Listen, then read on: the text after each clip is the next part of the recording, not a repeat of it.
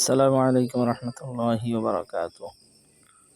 সুপ্রিয় দর্শক শ্রোতা এবং শিক্ষার্থীবৃন্দ, আজকে আমরা শিখব টেন্স। টেন্স হলো কাল, সময়। কোনো কার্য সংঘটিত হওয়ার সময়কে টেন্স বলে।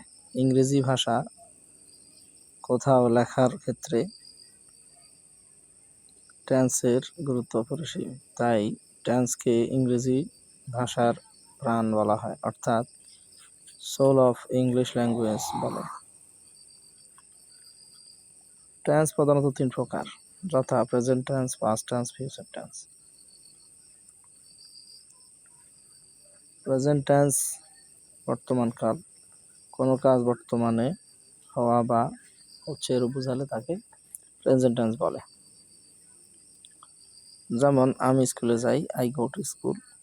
আমি স্কুলে যাচ্ছি, I am going to school.